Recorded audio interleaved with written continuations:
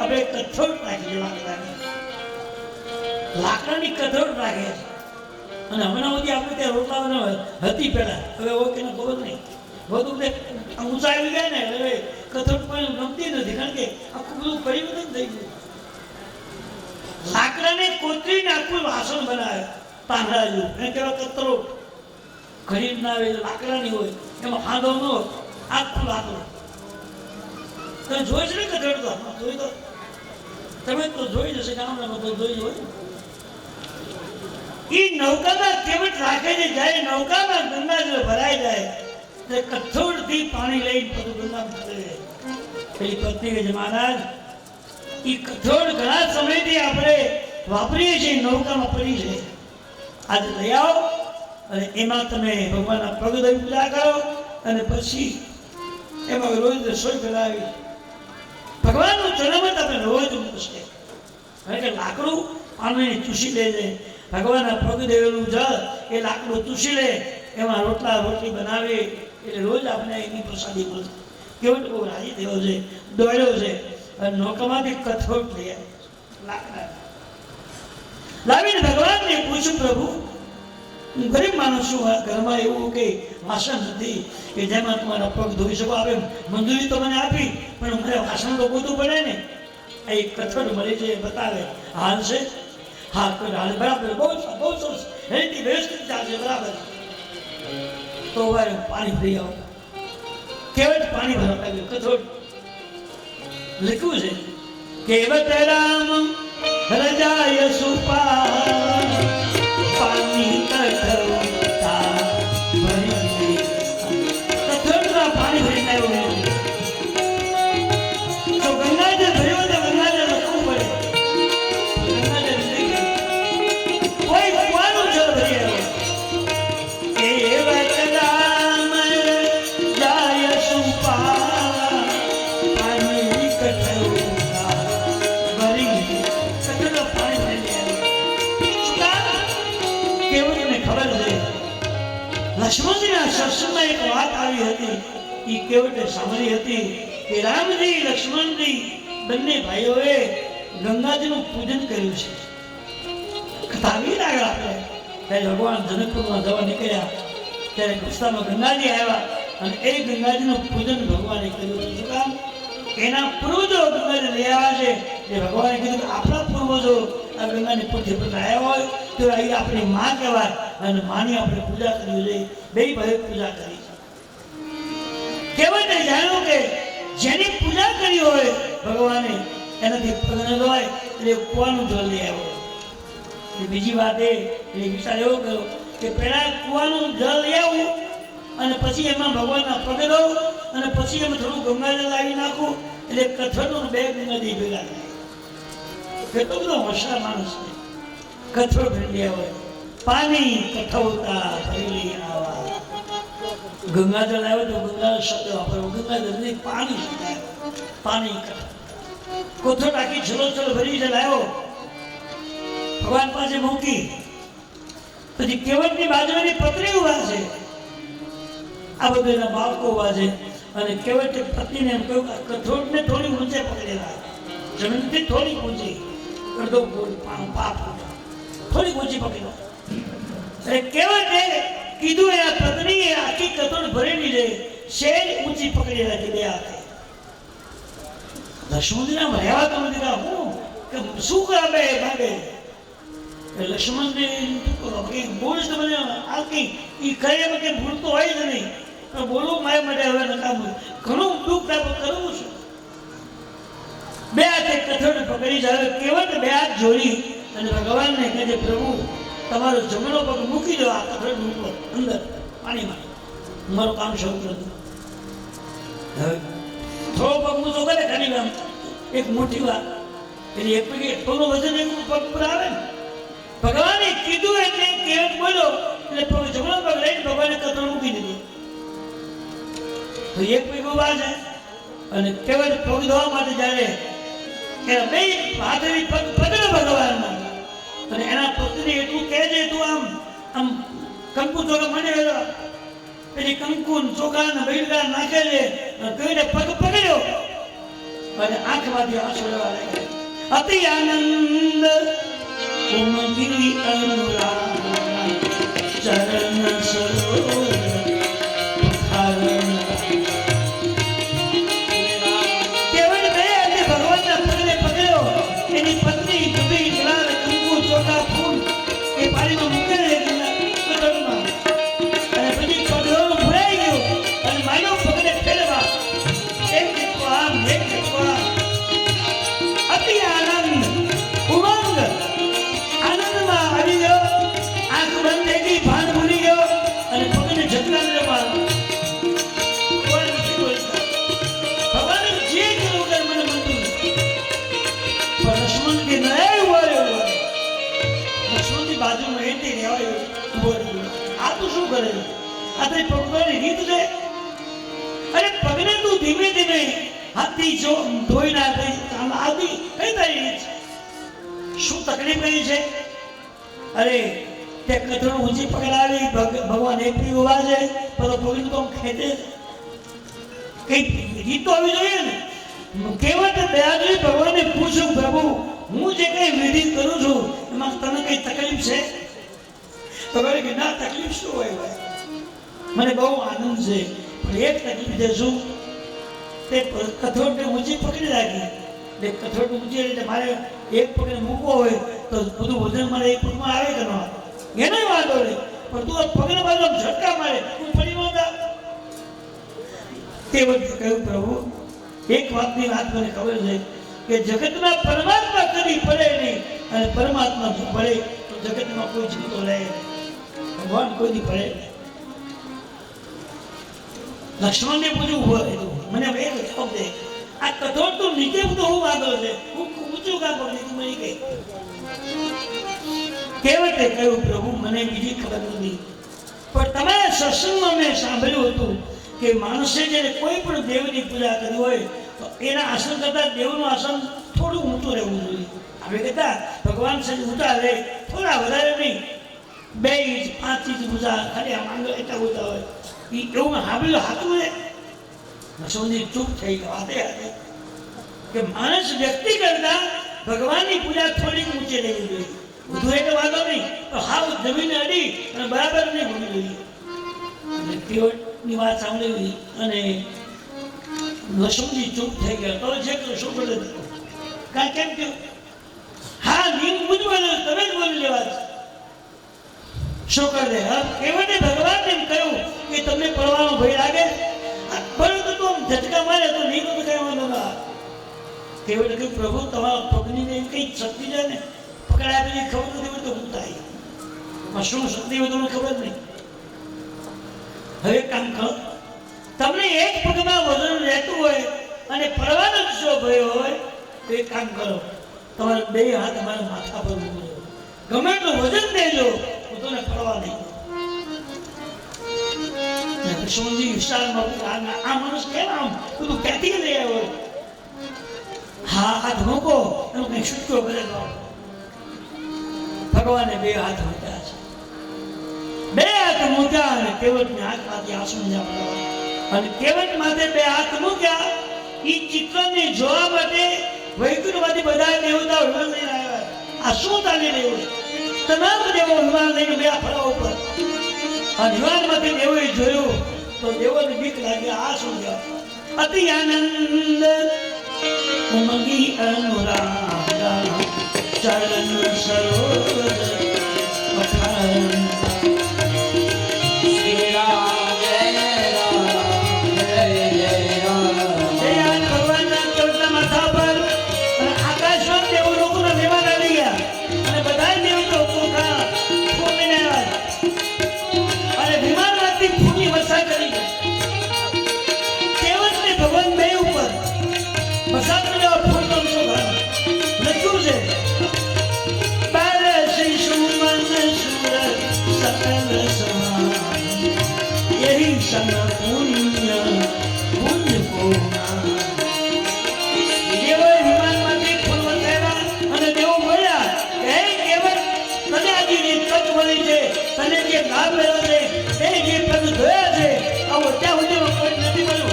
લાભ તમે મળ્યો.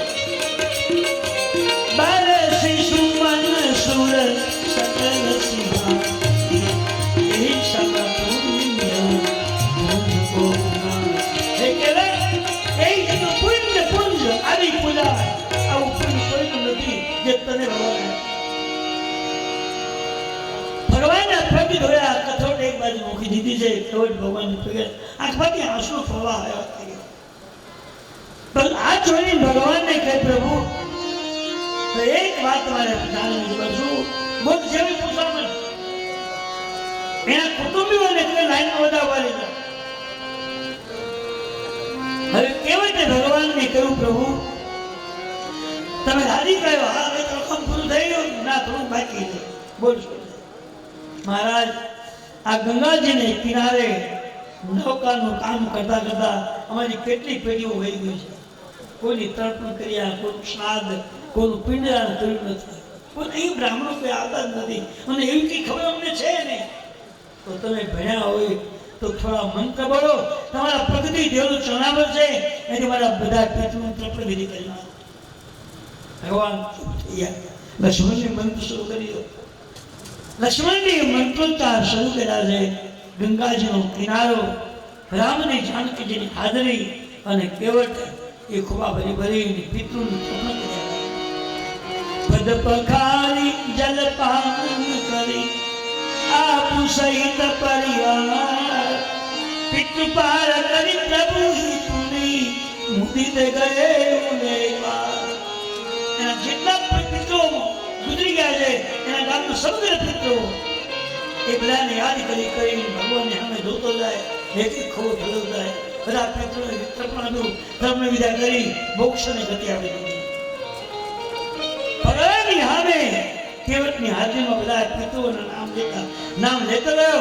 એનો અવાજ આવતો ગયો, બધા પિતૃઓને મોક્ષ આપ્યો. કુટુંબનો એક સભ્ય રામ ભક્ત બની રામચરણે જો પહોંચી જાય તો આખા પરિવારને તારી દે. અને એક વ્યક્તિ હરામખોર થયો હોય તો આખા પરિવારને બદનામ અને કલંકિત બનાવે. સાધનામાં કેટલો ભાવ. કેવટના એક વ્યક્તિના પુરુષાર્થથી પિતૃઓનો ઉદ્ધાર થયો. 7 પેઢી સુધીના પિતૃને મોક્ષ આપી દીધું. જીત બધાને હવે તૈયારી કરી. કુટુંબીઓ આ ગામના લાઈનમાં ઉભા હવે કઠોળને હાથમાં લઈ અને ભગવાન કહ્યું કે કઠોળ હાથમાં લીધી. કઠોળને હાથમાં લઈ અને આખા ગામના જે સભ્યો ઉભા છે બધાને ચણામણ આપ્યો. એના કુટુંબને, ગામ લોકોને આગેવાન પદે પખારી જલપાન કરી આપ સહિત પરિવાર. એને જે પરિવાર હતો એનું કુટુંબ હતું બધાને ચણામણ આપ્યો. ચણા આપતો હતો, ચાલતો હતો ત્યારે સીતાજીએ લક્ષ્મણજીને કહ્યું, લક્ષ્મણજી એક કામ કરો, આપણે ભગવાન સાથે રહીએ છીએ, ભગવાનની આપણે સેવા કરીએ છીએ, એની ક્યારેક આપણે ફળ લાગી આપ્યા છે, એમ કંઈ આગળનું પાન કર્યું છે, પણ આવું ચરણામૃત આપણે કોઈની લીધું નથી, તો આપણે લાઈનમાં ગોઠવાઈ દઈએ. લક્ષ્મણજી ના, તમે ઉભા રહ્યો, બહાર નીકળો. કેમ કે મારે વારા ઘડીએ બોલવાનું થઈ ગયું છે. એ મારે એને પેલે વાંધો પડી ગયો છે અને વાંધો છે ને હું લાઈનમાં બોલું અને મારો પપ્પા નથી ને મને ન આપ્યો તો મારે શું કરું? એ કહેતા મને રહેવા દે. નહીં, લક્ષ્મણની આ ચરણામૃત લેવા જો લેવું પડશે, છૂટકો જ નથી. ભવિષ્યમાં પણ આ વસ્તુ મળે એમ નથી. આ અમૃતમય ચરણામૃત છે. ચરણામૃત અમૃત છે.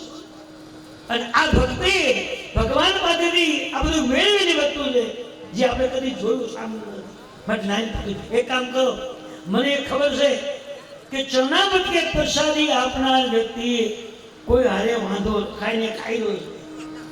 સાંભળજો, કોઈ પણ પ્રસંગ આપણે ઘરે હોય, કથા હોય, કોઈ ભગવાનનું કોઈ પૂજન થતું હોય અને કોઈ પ્રસાદ વેચવા આવે તો ચરણામૃત પ્રસાદીમાં ભેદ ન લખાય. તમે ભલે ન બોલતા હોય તો તમારે ચરણામૃત આપવાની ફરજ કઈ માણસ કહેવાય. તો સીતાજી એમ કહે છે, ભાઈ નિયમ એવો છે કે ચરણામૃત પ્રસાદીમાં ભેદ રખાય નહીં. એટલે તેમાં બોલતાની કરાતી માણસ બોલી જાય તો તમે કઈ ન બોલો. 100% ચરણામૃત મળશે. બે લાઈનમાં ગોઠવાઈ ગયા. આગળ જાનકીજી, લક્ષ્મણજી, આગળ બધા એના કેવટના બધા સંબંધીઓ છે, બધા પેલો લાઈનમાં આવે છે. એમાં સીતાજી લક્ષ્મી ગોઠવાઈ ગયા. ચરણામૃત આપતો આપતો કેવટ આગળ ચાલ્યો. ઝાડનો પાંદડો એનો પડિયો બનાવ્યો છે અને એ પડિયાથી બધાને ચરણામૃત આપે છે. આંખમાંથી આંસુ વહેતા જાય, રામ રામ બોલતો જાય, ચરણામત આપતો જાય છે. આપતા આપતા જાનકીજીને જોયા એ કઠોળ મૂકીને બે હાજર માં તને અમારી લાઈનમાં ગયા, તો ભીડ લોકો નહીં અમારી લાઈનમાં કેમ કર્યું? કહેવત તને આજે ભગવાને જે લાભ આપ્યો છે અને તે જે લાભ લીધો છે, તમે 24 કલાકની અંદર ચરણમાં રહ્યો છે, છતાં અમને નથી કોઈ લાભ તને આપ્યો. માટે આ ચરણમાં માટે આ લાઈન પકડી પડી છે. કહેવતને ખ્યાલ આવ્યો કે સતત પ્રેમનો ઉભરાયો છે અને પછી માં જાનકીને ચરણામત આપ્યું. આગળ પૂરું વિધાન લક્ષ્મણજીને જોયા, તમને તો નહીં આપો, ચોખ્ખું કહી નહીં આપો એમ કીધું. લક્ષ્મણજી આમ છે જ ઓલું ફરી નીચું જોયું, પોતાને એક નાખી. મારે વ્યવહારિક રીતે એને વાંધો છે, પણ પ્રસાદી ને ચરણામતનો ભેદ ન લગાયેલો મારા હાથે ચરણામત મળ્યું છે. સીતાજી લક્ષ્મણે ચરણામત લીધું છે અને આખા પરિવારને ચરણામત આપ્યું. તુલસીજી લખ્યું છે, પદ પખારી જલ પાન કરી આપું સહિત પરિવાર, પિતૃપાર કરી પ્રભુ પુને મુદિત ગયે લે પાર. પગ ધોઈ ચરણામતથી એના પિતૃનો ઉદ્ધાર કર્યો. પછી જીવિત કુટુંબને ચરણામતને ભગવાનનો લાભ આપ્યો. અને હવે ભગવાને કહ્યું, હવે કેટલી વાર છે? કેમ નહીં, હું કહું તો તમે ક્યાં થાય વાર લાગશે. હજી કામ મને કહેવાય કેવતી પોતાની નૌકાને પાણીથી સાફ કરી કમ્પ્લીટ કરી દીધી. હવે ભગવાને પગ ધોઈને એ નૌકા બેસાડી પ્રાર્થના કરે, પદ ભુખારી જલ પાન કરી આપ સહિત પરિવાર કુટુંબને ટાળ્યું, એના પરિવાર પિતૃનો ઉદ્ધાર કર્યો. કેવતને ધન્ય કર્યું. ભગવાન એ નૌકા બેસવા માટે તૈયાર થાય છે એટલે કેવટ ભગવાને કહે છે, પ્રભુ ગંગા પાર ઉતારો શ્રી રામ વદે,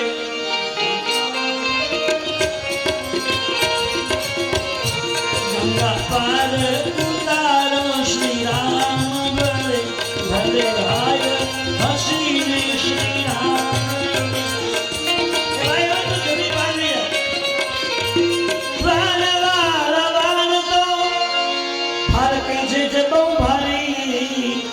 લાખો મનુષ્યોને તારા છે, આજે અમને ઉતારો શ્રી રામ. આ લોકોમાં લાખો લોકો તું લઈ ગયો છે, લાવ્યો છે, આજે અમને લઈ જાઓ, આજે અમને ઉતારો શ્રી રામ. પ્રભુ એક બરાબર છે, પણ એક બીજી વાત, કદાચ ગંગારૂપી સાગરમાં તને તારું છો, પણ જે દિવસે મારો વારો આવશે આ ભવસાગર પાર થવાનો, ત્યારે તમને ભૂલી જરૂર મને યાદ રાખશો. તો યાદ રાખો તો મને કહો, ને ભૂલી જાવ તો કહો. વચન મારા કોતરી પ્રભુ દિલમાં તમે રાખજો, ભવસાગર પાર જવા તકે તમારી હોડી યાદ રાખજો. મારી હોડી ખરી કરી દીધી છે, પણ ભવસાગરની યાત્રા મારી શરૂ થાય, મારો આત્મા જવાની તૈયાર થાય ત્યારે તમારું કંઈક વાહન આવશે કે નહીં? તમે શું નહીં વાત, જો રહેવાના હોય તો મને વચન આપો. વચન મારા કોતરી પ્રભુ દિલમાં તમે રાખજો, ભવસાગર પાર જવા તકે તમારી હોડી હાથ રાખજો. કહેવાત લાખો લોકો ઉભા છે, મને તારું બાવડું હાલ તૈયાર થયા, મારું વિમાન તૈયાર. બોલ, એ કઈ જોઈએ છે? હજારોની વચ્ચે તું બોલ, હું ક્યાં આવીશ? મને કોઈ નહીં જોઈ શકે, તું ને હું બે જણી. તારો હાથ ચાલી, હું કઈ શાંતિ વાહન તૈયાર છે. બરાબર? બોલ, હવે કઈ જોઈએ? કેવટને આંખમાં કુમા પડી બસ કરવો હોય, પણ ભૂલતા નહીં, ભૂલવાય કીધું ને, તું યાદ રાખજે. હું તને યાદ નહીં રાખવા, હું તને યાદ રાખીશ. કેવટ તૈયાર થયો છે અને ભગવાને ફેર પાડે. રામજી, લક્ષ્મણજી, સીતાજી ત્રણેય ભક્તો એ નૌકાની પાસે આવે. ભગવાન ધોવા દો રઘુરાય, એની મને શક પડ્યો મનમાં તમારા. ભગ ધોવા દો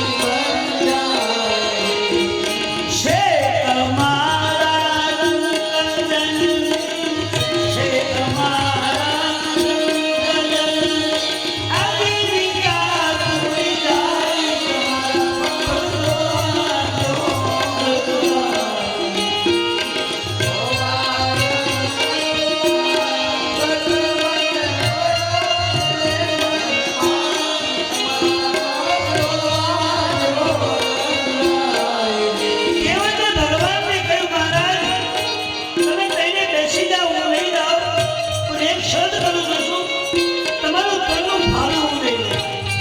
કેમ? નફો નહીં કરવાનો.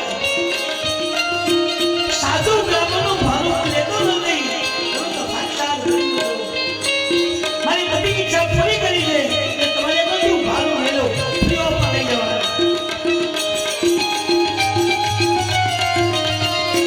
કેમ ભાડું લઈ લેવાય? આપણે બે ગુજરાતી ભાઈઓ છે. નાયની કરે નાયન માગે આપણ ધંધા રતિબા. બેનો ધંધો એક છે. ચલો ધંધો નોકર કરો. અરે તું ફીલ રાજકુમાર નહીં વાત બોલ શું મહારાજ? આ જે જીવ તમારી સાધના કરે એને સંસારના સાગરમાં તમે તારો છો. તો સંસારની સાગરના નાવિક છો અને હું વિના સાગરના નાવિક. એને બેનો ધંધો એક છે. નાયની કને નાયન માગે આપણ ધંધા રતિબા. અભણ કે યાદ રાખે, અભણ કે યાદ રાખે. એની ભલે ન ભૂલે જાય તમારા પાછો પણ રામજી લક્ષ્મણજી જાનકીજીને કેવળ કે પ્રભુ બેસી જાઓ. ત્રણેય વ્યક્તિઓ બેસવા માટે જાય છે.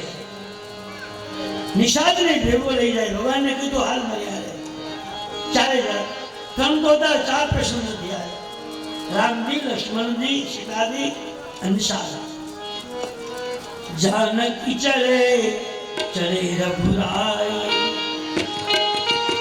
ભગવાન જાનકી, રામજી, લક્ષ્મણજી ચારે વ્યક્તિઓ નૌકામાં બેસે છે. પણ ભગવાને પહેલા જાનકીને બેઠા. ધીમેથી પહેલા સીતાજી બેઠા. તમે લખો જાનકી ચલે ચલે રઘુરાય. ભગવાને પહેલા જાનકીજીને બેઠા, પછી રામજી બેઠા, પછી લક્ષ્મણજી, પછી નિષાદ. આમ કેમ? અહીં ભગવાને તુલસીદાસજી એવું લખ્યું છે કે પતિ ને પત્ની બેવ બહારગામ જતા હોય તો મુસાફરી કેમ કરવી તે રામાયણમાં લખ્યું છે. હંમેશા યાત્રામાં તમે જાઓ ત્યારે કોઈ લક્ઝરીમાં જાઓ કે પછી સરકારી બસમાં જાઓ, પ્લેનમાં જાઓ, પણ પત્નીને પહેલી બેસાડાય, પત્નીએ પાછળ રહેવું જોઈએ. આવું રામાયણ કહે છે. જાનકી ચલે ચલે રહું. શું કામ ખબર? કદાચ બહુ કીર્તિ હોય અને કદાચ પત્ની જો ચડી ન શકી હોય અને રહી ગઈ હોય તો તકલીફ થાય. પુરુષ પાછળ રહી ગયો હોય તો ગમે સુવિધા કરીને ઘરે પહોંચી જાય, પણ સ્ત્રી પાછળ રહી ગયું તો તકલીફ થાય. એટલે યાત્રામાં પોતાની પત્નીને પહેલા સુવિધા આપવાની અને એ બે પછી જ પુરુષે લેવું જોઈએ. આવું તુલસીએ લખ્યું છે. તુલસીએ કેટલી બધી ઝીણવટથી વાત કરી. હા, એનો એક દાખલો છે કે એક રેલવે સ્ટેશન હતું અને સ્ટેશનમાં એક યુવાન મિત્ર થોડો ભણેલો ગણેલો, એટલે બાકડા બેઠો છે અને એની બધે નાનો રામાયણનો ગુટકો હોય. હું કહું એ ગુટકોની રામાયણની ચોપાઈ વાંચતો હતો. એમાં એક જોડકું આવ્યું, પતિ પત્ની બે નવા નવા લગ્ન થયેલા બે આવ્યા. એ પડખે બેસી ગયા. બેસીને ભાઈ છે ને એ પેલા ભાઈને પૂછવા મળ્યા, શું કરે, શું વાંચી જાય તું? તો કે રામાયણની ચોપાઈ વાંચું છું. પેલો ભણેલો હતો, સુખી માણસ હતો, એટલે હવે બધું મૂકી દો. હવે તો કેટલી બધી બુકો નીકળી જાય, કેટલી બધી નવી નવી બધી પુસ્તકો આવે તો વાંચો, અધૂરું મૂકી દો. હવે બોલો કે ભાઈ જો મને ગમે છે, હું વાંચું છું અને ખરેખર રામકથા જે છે એ જીવન વ્યવહારની કથા છે. જીવનમાં રામાયણ જોવા જેવી છે. હવે બધું જૂનું જવા દે, ખોટી બધી વાત છે. પણ આટલી ગયા બધા એ વાત તું જાણે હું જે કરું મને જ કરવા દે. એ છતાં કરતી ત્યાં ટ્રેન આવી, ખાઈ ટ્રેન આવી. ટ્રેનની ગળદી બહુ હતી. એમાં બે જણા ગયા ચડવા. ઓલો ભાઈ ટીંગાને ચડી ગયો, ટ્રેન રહી ગઈ, ટ્રેન ઉપડી ગઈ ગઈ. ઓલો એક સ્ટેશને ગયો એટલે પછી દબાવ મળ્યો ગોતવા કે આ ગઈ ક્યાં. બીજા ભાઈ હતા કીધું કે ચીંગાણા કરાય પકડ્યું, પણ ગાડી ઉપડી હાથ મૂકી તો વિચારતા રહી જાય. હવે હું કરું? પછીનો ટ્રેન આવ્યો, ટ્રેનમાં ઉતરી ગયો. એમ તો હવે જો હું બીજી ટ્રેનમાં આમ ગોતવાનો જાઉં તો એ મને ગોતે, હું એને કોઈ ભેગા થઈ જાય, જલ્દી પાછો જ જાવ એટલે સીધો ને પકડી લો. એ ત્યાં થોડી વાર પાછી ટેમ વળતી ટેમ આવી બીજી પેલા મચડી ગયો.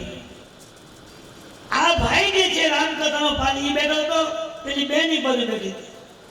બીજા બે કૃષ્ણ બાગડા કરે પેલા ઉતરો નહીં લે, ઉતરીને સીધો આવ્યો સ્ટેન્ડની અંદર અને એ પતિની જેમ કે તું ગાંડી છો, અકલમતી બુદ્ધિ વગર તને ક્યાંય લઈ જવાય નહીં, તમારો ઢોલ લઈ છે. તો પેલા મિત્રે કીધું જો ભાઈ આમાં લખ્યું છે કે જાનને કી ચડે રઘુરા, અને આંખમાંથી વાંસો આવ્યા, ભગવાન પડી ગયા કે તમે હાજા રામાયણ હાજી હું હવે મારી રામજી લક્ષ્મણજી જાનકીજી નૌકા બેઠા છે, નૌકા જલ્દી કરવા કેવળ નૌકા લઈને પેલે પાર જાય છે. ચાલતા ચાલતા થોડીક દૂર ગયા ત્યાં કેવટને થયું આ નૌકામાંથી બેઠા પછી ભગવાન માથી કંટાળી ગયા, બહુ મહેરાન કર્યા. એ માથી કંટાળી ગયા છે અને જલ્દી જો સામે કાઢે લઈ જઈશ તો સીધા ઉતરી ભાગવા મળશે, મને ઉભાઈને વાતે નહીં થાય, માથી કંટાળ્યા છે. એટલે શું કરું?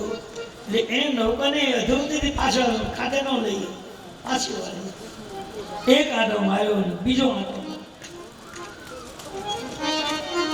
ભગવાને ખ્યાલ આવ્યું હજી કઈક બાકી લાગે અને ભગવાન તો કઈ બોલે જેની ઈચ્છા જે કરું ભલે કરે.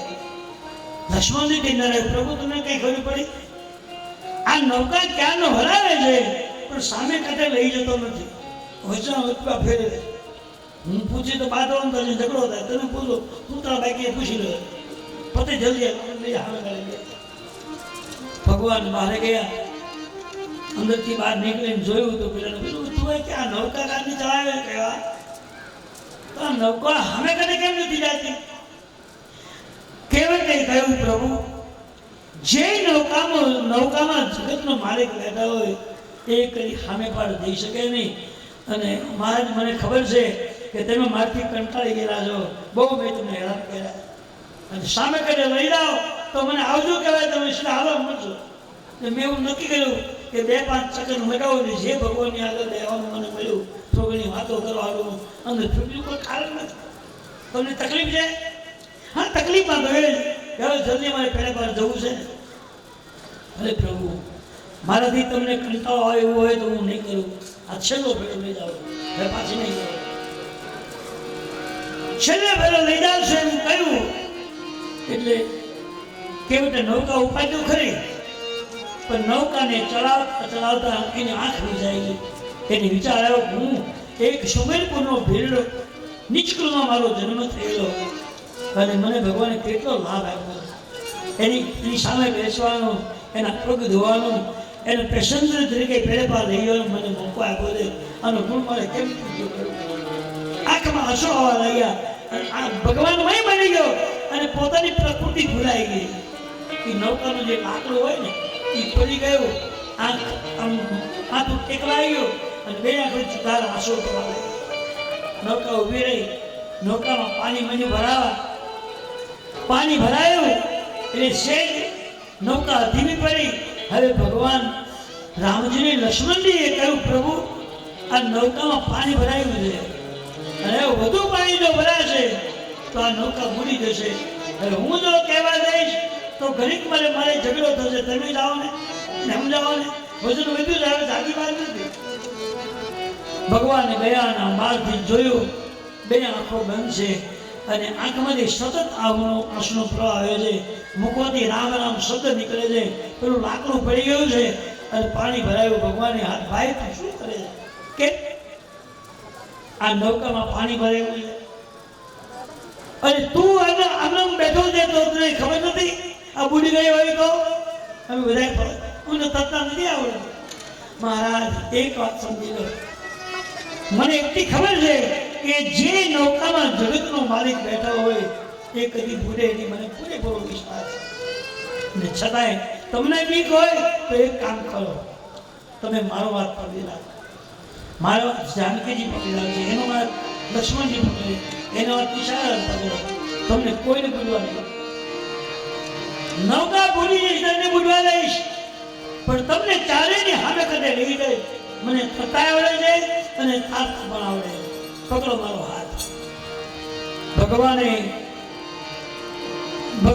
કેવટનો હાથ પકડ્યો. કેવટે લક્ષ્મણનો હાથ પકડ્યો. જાનકી લાઈન ઉભા રહી. ભગવાને હાથ પકડ્યો અને કેવટે કીધું, પ્રભુ આ મારું બાવડું તમે પકડ્યું છે એ સંસારિક વ્યવહાર પૂરો થાય ત્યાં સુધી યાદ રાખજો કે તમે મને અપનાવ્યો છો. હું તમારો હા ભલે ભાઈ, હું પુરુષની યાદ રાખી. અને પેલે બાદ કેવટ ભગવાનને લઈ ગયો છે ને ચાલે રસ્તો નીચે ઉતર્યા. એ વખતે કેવટ ભગવાનને કહે છે, પ્રભુ તમે ત્રણેય જણ લાઈનમાં વળી જાઓ. નિશાને કીધું તમે આ બાજુ આવો.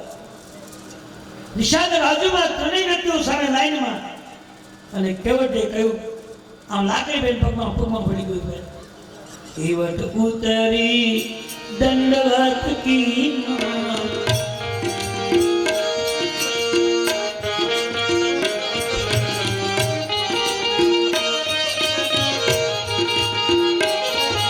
અત્યાર સુધી કેવટ ભગવાનને પગે નહોતા લાગ્યો, હવે પગે લાગ્યો. ઉતરી દંડવત કી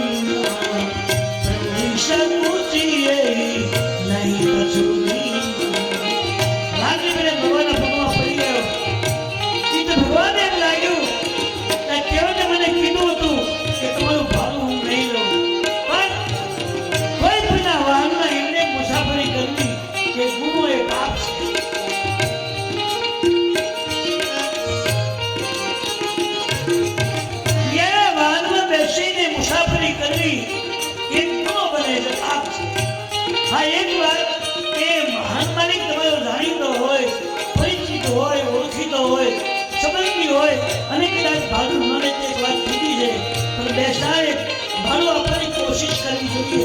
આ નૈતિક વ્યવહાર.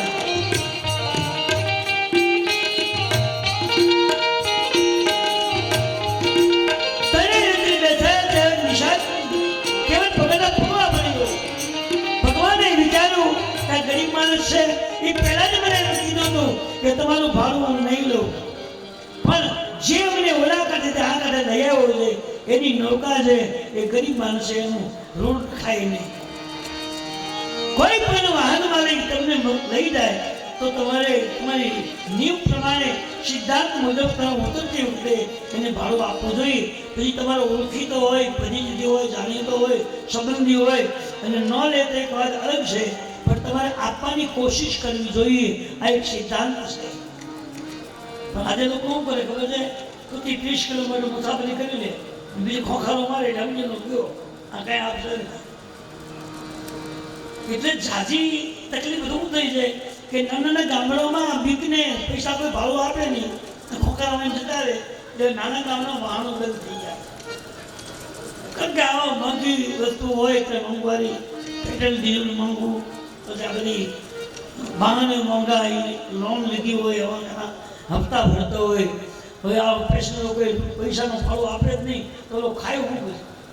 એવી વાહન બંધ થઈ જાય.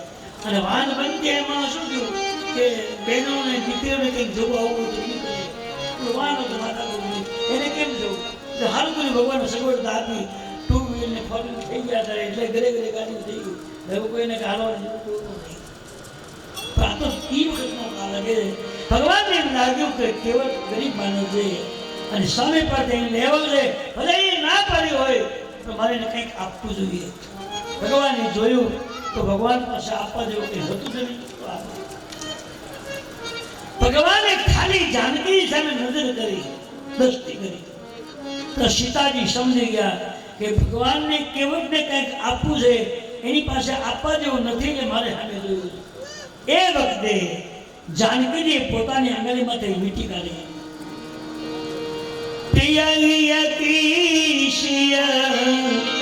જાનની હારી મની મુજે મને મુદિત ઉતાર.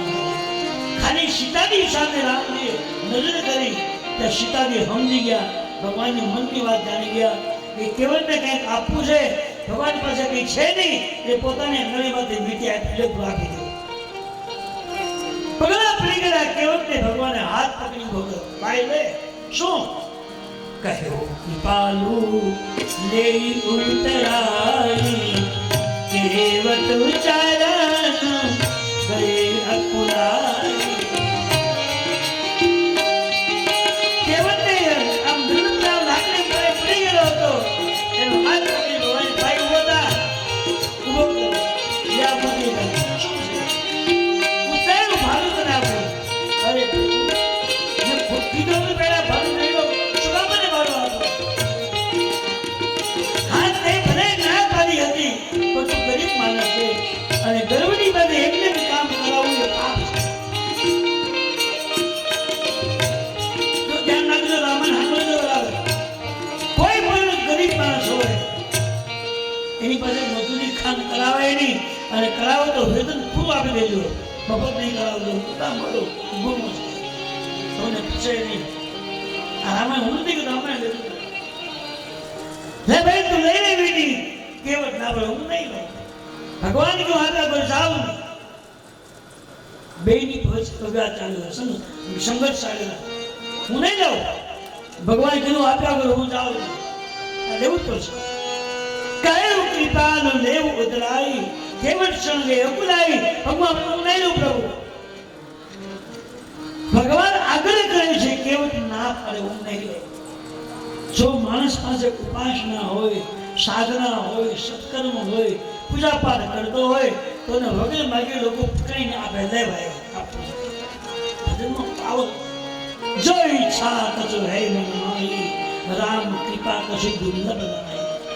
જેના પર રામ કૃપા છે ઈશ્વર કૃપા છે એને માગવાની જરૂર નથી. વગર માગે ઢગલો થઈ જાય. અને ભજન પૂજન ન હોય તો ગમે એટલું માગો આંસુ પાડો આપતું તકલીફ. ભજનમાં એટલી શક્તિ છે કે વિના માગે તમને ધરવી દે. અને કદાચ અબજો રૂપિયા હોય તો કોઈ હારે લઈને બાંધી ગયું છે ના એ તો બધું મૂકીને જવાનું. અહીંથી આ લોકમાંથી પરલોકમાં જવાનું ફાઇનલ છે. રાજા હોય અરે ભગવાનને પણ જો સમય સાચવવો પડ્યો જવું પડ્યું હોય તો મારો તમારો હિસાબ ક્યાં છે? ભગવાન કૃષ્ણ પરમાત્મા વિદોષમાં જન્મા એને અંતિમ સમયે એને આપણે જેમ જવું પડ્યું. ટાઈમ પૂરો થયો. સમય આવી કામ થયું. આપણે કોઈ નથી રહેવું. જવાનું ફાઇનલ છે. જે દિવસે આપણો જન્મ થયો એ દિવસે જવાની તારીખ લખાઈ ગઈ છે. જન્મ મરણ સબ દુઃખ સુખ ભોગા હમી ના ભોગ્ય મિલન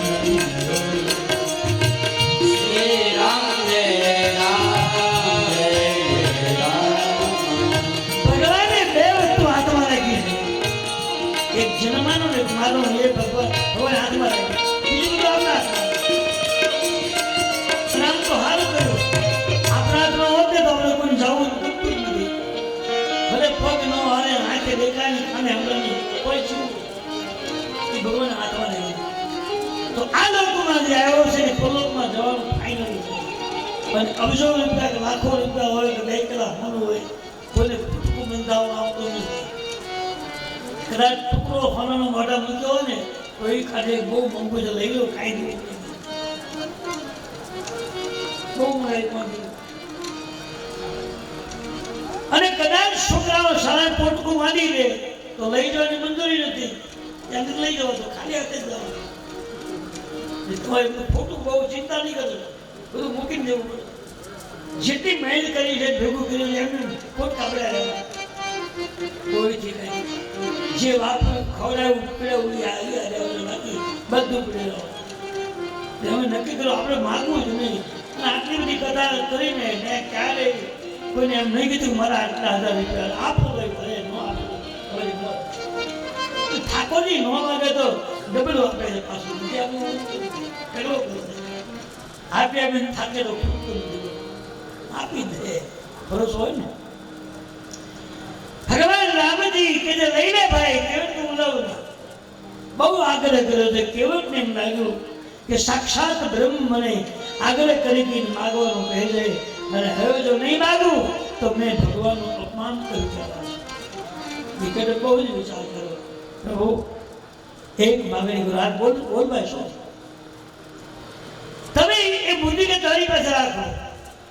અને 14 વર્ષ પૂરા થાય અને પાછા વળો ત્યારે કઈથી દેજો ફિરતી બાર મોહી જો દેવા સો પ્રસાદ શિર ધરી લેવા પ્રભુ 14 વર્ષનો વનવાસ પૂરો થાય અને તમે ત્રણેય પાછા વળો ત્યારે અહીંથી હાલજો અને એ દિવસે પ્રસાદીમાં મને જે કંઈ આવશે લઈ લઈશ આજ ભલે પણ જમા ભગવાનની હાથમાં હશો કે ધન છે કેવળ તારી બુદ્ધિની તને ખબર નથી કે મારાથી કંટાળેલા વ્યક્તિ છે ને વળતાય નહીં આવે એટલે અત્યારથી તે પાછો આવવાનું માગી લીધું મારે આવવું પડે તારું લેણું ચૂકવવા માટે અને એ તો ઠીક છે પણ ત્યાં સુધી તને કંઈ થાય નહીં એનું મારે ધ્યાન રાખવાનું તારું મારું લેણું બની કરે છે એ મને કંઈ ન થાય એ મારી જવાબદારી મારી નાખી ફિરતી બાર મોહી જો દેવા સો પ્રસાદ મેં સિદ્ધ લેવા તારે પાછા વળો ત્યારે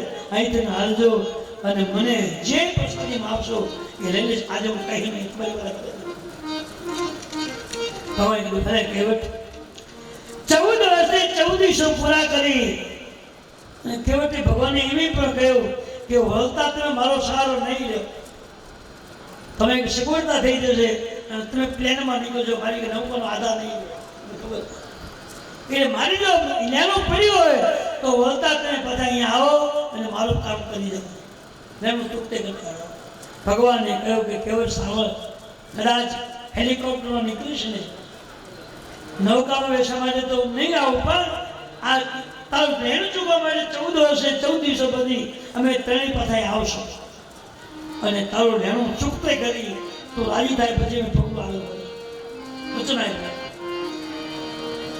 ભગવાન રામની લક્ષ્મણની કેવટને ધન્ય બનાવી અને ફિરતી બાર જે 14 વર્ષે પાછા આવશું તો વચન આપ્યું છે કેવટ કેટલો નસીબદાર છે કે એને બુદ્ધિથી કામ એટલું બધું લીધું છે કે ભગવાનની પૂજા પાઠે કર્યા ભગવાનને તાર્યા અને પાછું 14 વર્ષે ભગવાન પાછા આવે સાધનાઓ કરી અનુષ્ઠાન કરી ભજન કરી અને બધું જ મેળવી અને ભગવાન જ્યારે પાછા વળે ત્યારે રામ જાનકી અહીં પધારે એના પગલા થાય એનું ભજન કરું હું ધન્ય બનીશ ભગવાને કહ્યું ના કેવટ 14 વર્ષે પાછા આવી તો રામજી લક્ષ્મણજી સીતાની ત્રણેય વ્યક્તિઓ નિશાચને સાથે રહ્યા છે અને ત્રણેય વ્યક્તિઓ વનવાસની યાત્રામાં આગળ ચાલે ગંગાજી સુધી ભગવાન નૌકામાં આવ્યા હતા હવે ગંગાજીથી વનવાસની યાત્રાનો આરંભ થાય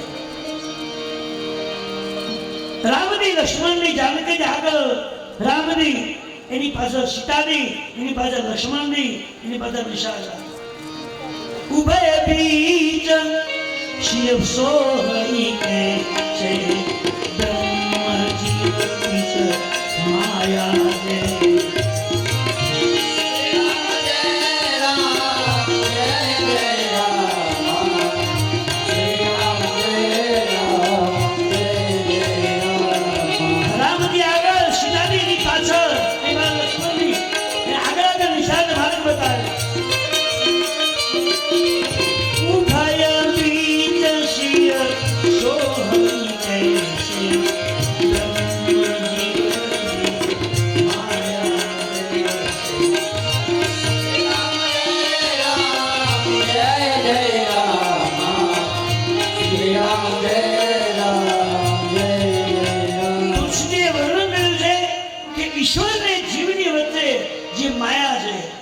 આગળ રામ પાછળ સીતાની અને વચ્ચે માયા જાનકીજી ચાલે લક્ષ્મણની પાછળ રામજી આગળ ઉભય બીજ સહી સો હઈ કહી દે સીતાની જે માયા હોય શોધી રહ્યા દરેક વ્યક્તિ આગળ ચાલતા હતા અને તપસ્યા ઉપર કોઈ વ્યક્તિ આવે તે હિયાવસાર એક તાપસ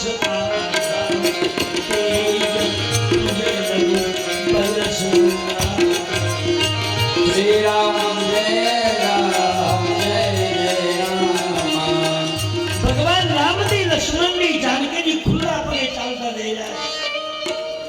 એ વનવાસી રામને ખુલ્લા પગે ચાલતા જોવા માટે એના દર્શન માટે એક તપસ્વીના રૂપમાં કોઈ આવે તે અવસર એક તાપસ આવા તે જ પુણ્ય લઘુભાઈ સસવા આવા તે જીવંત વ્યક્તિ છે તેની મને કઈ સાધના હોય એ ઉપાનો પાવર દેખાય આ વ્યક્તિ કોણ છે એક તપસ્વી કોણ છે કોઈ સંતોનું મંતવ્ય છે કે વાલ્મીકીએ ભગવાનની કથા લખી. આ રામ કથા લખાય રામજીના પ્રાગટ્ય પહેલા, ભગવાનના જન્મ પહેલા બ્રહ્મ જ્ઞાનથી વાલ્મીકીજીએ રામ કથાનું સર્જન કર્યું છે. ઉલટા નામ જપત જગદાના વાલ્મીકી ભય બ્રહ્મ સમાન. મરા રામ રામ બોલતા મરા મને બોલાવા. વર્ષો સુધી શબ્દનો અનુભવ કર્યો અને એને બ્રહ્મ જ્ઞાન પ્રાપ્ત થયું. અને બ્રહ્મ જ્ઞાન દ્વારા એને સંસ્કૃત ભાષામાં, દેવ ભાષામાં વાલ્મીકી રામાયણ લખી છે. ભગવાન રામજીએ એ વાલ્મીકી રામાયણ લખી અને ભગવાન શું છે એની સાબિતી જે ચિત્ર આંખમાં દેખાય લખે. અહીં ભગવાન રામજી સીતાજી એની કથા તો વાલ્મીકી મેં લખી, પણ એ તપસ્વી રામના મારે દર્શન કરવા. એટલે વાલ્મીકી પોતે તપસ્વીનું રૂપ લઈ અને જે જંગલમાં ભગવાન જાય છે એ દર્શન માટે વાલ્મીકી જઈ આવ્યા છે. કોઈ શબ્દ કહે વાલ્મીકી નહીં, તુલસીદાસ જઈ આવ્યા છે. એક શબ્દ કહ્યું નહીં, તુલસીદાસજી નહીં, વાલ્મીકી નહીં, પણ નારદજી આવ્યા છે. નારદજી ભગવાનને શ્રાપ આપ્યો હતો કે નાર વિરતમ રહ્યું દુખારી, તમે મારી જેમ નારી એવું ભટકવું પડશે એવો શ્રાપ આપ્યો હતો. એટલે કદાચ શ્રાપને કારણે નહીં, એ નહીં. કોણ છે એની સાબિત થતું સાક્ષાત બ્રહ્મ. એના દર્શન માટે ભગવાન પોતે આ બ્રહ્મ પોતે આવ્યા છે. બ્રહ્માજી પોતે ભગવાન એમ તો બ્રહ્માજી લાઈફ રૂપે જગત બનાવ્યું છે, બ્રહ્માંડ બનાવ્યું છે, પણ તપસ્વીના રૂપમાં ભગવાનનું કેવું સુંદર રૂપ દેખાય. વસ્ત્ર પહેર્યા હોય, જૂતાઓ બાંધેલી હોય, મેરખા બાજુમાં લગાવ્યા હોય, અને જેની જે ચરિત્ર કરવા માટે દુનિયામાં નીકળ્યા છે એ પ્રભુ દર્શન માટે મારે જવું જોઈએ, જેને અવતાર લીધો છે. બાકી બધું બનાવવાનો હું છું. એક બ્રહ્મ પોતે આવ્યા. તે અવસર એક તાપસ આવા તેજ ભુન લઘુ બેસ. બ્રહ્માજી પોતે તપસ્વીના રૂપમાં નીકળેલા ભગવાનના દર્શન માટે આવ્યા. ત્રણેય વ્યક્તિઓ નિશાળ આગળ અને ત્રણેય તો પાછળ પગલ ચાલતા. એમાં ચાલતા આગળ ગયા. એમાં એક ભરદ્વાજ નામના સંતનો આશ્રમ આવ્યો. નિશાળે બતાવવા આ ત્રણ છે. એક સંત રહેલે ભગવાન રામજી, લક્ષ્મણજી, સીતાજી અંદર ગયા. ભરદ્વાજી ભગવાને જરૂર રાજી થઈ ગયા. ભરદ્વાજ મુનિ બસાઈ પ્રયાગ. આગળ કથા બાલકામાં આવી ગઈ કે જે ભરદ્વાજી પ્રયાગથી 10 કિલોમીટર આગળ એક પહાડ ઉપર ઝૂંપડી બનાવી અને રહે છે. એ ભરદ્વાજીનો આશ્રમ રસ્તામાં જ છે. યાજ્ઞવલ્ક્ય જે ગયા હતા અને જે ભરદ્વાજી કથા બોલ્યા હતા એ જગ્યા આવી. ભગવાન દર્શન માટે જાય છે.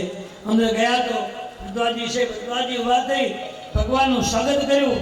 એના માટે આસન બિછાવ્યા. આસના પછી ફળફૂલ ધર્યા. ભગવાન બેઠા છે. નિષાદ બધું જોવા લાગે કે ભગવાનનું કેટલું પ્રભુત્વ આ જંગલમાં ઋષિમુનિઓ તપસ્યા કરે.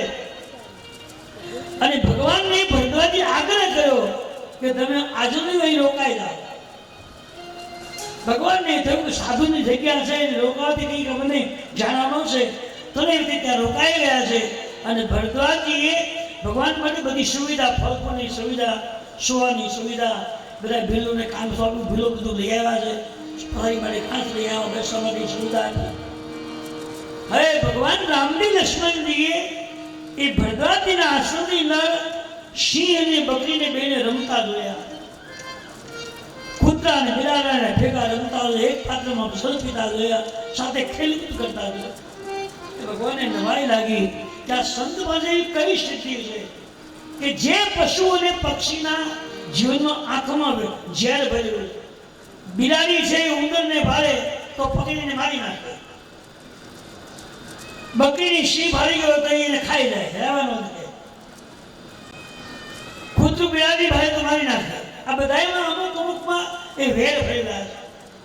પણ આજ ભરદ્વાજીના આશ્રમમાં બધા પશુ પક્ષી એક સાથે રમે છે, એક પાત્રમાં જોઈ પીવે છે, ખેલકૂદ કરે છે. સવાર પ્રભુ ભરદ્વાજી બધા સ્નાન ધ્યાન કરી નિત્યક્રમ કર્યું અને પછી વિદાય થવાની તૈયાર થઈ કે ભગવાન ભરતને પૂછે, પ્રભુ મને એક શંકા પડે છે, ખબર મહારાજ, આ પશુ ને પક્ષીની આંખમાં જે વેર છે એ વેર મૂકીને મેં જોયું તો તમામ પશુઓ જાત જંગલીઓ છે, એમાં આપણે પાળી એવા પશુઓ પણ છે, આ બધા એક રૂપથી જીવન જીવે છે, સાથે પ્રેમથી જીવન જીવે છે, એક પાત્રમાં જલવે. આ કઈ ઉપાસના છે? ભરદ્વાજીએ કહ્યું બીજું કાંઈ નથી, માત્ર રામ રામ કરવાથી એની એવો પ્રભાવ પડ્યો છે કે આ ભૂમિકા શુદ્ધ કરી ગઈ. તમારા ગુણગાન ગાવાથી આ પશુઓએ ગુણગાન સાંભળ્યા, એનામાંથી વેર વળતી વહી ગઈ, એના જીવનનો પ્રેમ ભરાયો.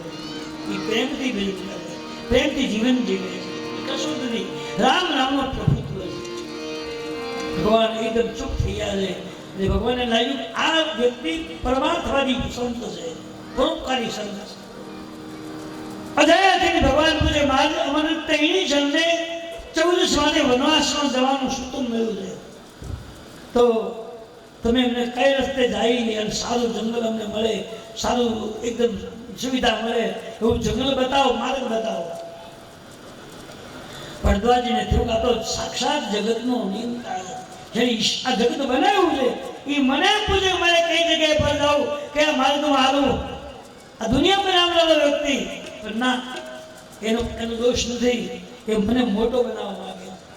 હું એનો સાધુ થાઉં, જેનું મેં ગુણગાન ગાયું છે એને બઢતી આપે છે, એને મોટો બનાવે. ભરદ્વાજીએ કહ્યું, મહારાજ મારા શિષ્યો તમારી ભાગે આવે છે, તમને આગળ રસ્તો બતાવે છે. 5 શિષ્યોને મોકલા, જાઓ મહારાજ મારે બતાવ્યો. આગળ શિષ્યો પાછળ ભગવાન ચાલી રહ્યા છે, અને ચાલતા ચાલતા ભગવાન રામજી, લક્ષ્મણજી અને શાહરાજ એ ત્રિવેણી તરફ આવ્યા છે, અને ત્યાં વાલ્મીકીનો આશ્રમ છે. દરેક રીતે ચાલતા ચાલતા વાલ્મીકી આશ્રમમાં પહોંચ્યા. હવે વાલ્મીકીજી ભગવાનના પરમ ઉપાસક છે. આ વાલ્મીકીની કથા બહુ લાંબી છે, પણ સમય નથી, ટૂંકમાં કહું હવે વાલ્મીકીજીએ હમણાં મેં વાત કરી કે ઉલટા નામ જપત જગદાના વાલ્મીકી બ્રહ્મ સમાન. વાલ્મીકી રામ રામ તો બધું કર્યું હતું. એ વાલ્મીકી જે છે એ પેલા વાલીઓ લૂંટારો હતો, નાના ગામડામાં રહેતો હતો, અને વાલીઓ એવું નામ હતું. અને હલકા કુળમાં જન્મેલો ભીલ છે, એને એમના વાલીઓ છે, અને એનો નિયમ એવો હતો જંગલમાં કોઈ પણ વ્યક્તિ નીકળે જે કંઈ હોય તો લઈ લેવાનું, અને એના આંગળાઓ કાપીને માળા ગળામાં પહેરવાની. એક ઘટના એકવાર એવી ઘટી કે નારદજી ને બ્રહ્માજી મોકલ્યા. બ્રહ્માજીને બધું ધ્યાન રાખવું પડે, કોણ ક્યાં શું થઈ ગયું છે, આખું વિશ્વ થવામાં બ્રહ્માજીના કહેવાથી નારદજી આવે. અને જ્યાં વાલીઓ રહે છે એ માર્ગમાં નારદજી ચડ્યા છે. તો ગામ લોકો ના વળી ભાઈ ન્યા ન જતા, કેમ? એ તો ભયંકર ડાકુ રહે છે, અને લોકોને ખાઈ જાય છે, હાથ કાપીને આંગળા લઈ લે છે, બધું આંચકી લે છે. નારજી કે નહીં, મારે જવું જ છે. ભલે મને માન નાખે, મને ભરી જવું. નારદજી ગયા. એ જંગલ આવ્યો છે, પેલો ઝાકડા પર બેઠો છે, હાથમાં મોટો ફરસો છે, કુવારો બેઠો છે ઉપર. નારજી બે ધડા ખાડા આવે, બીક નથી.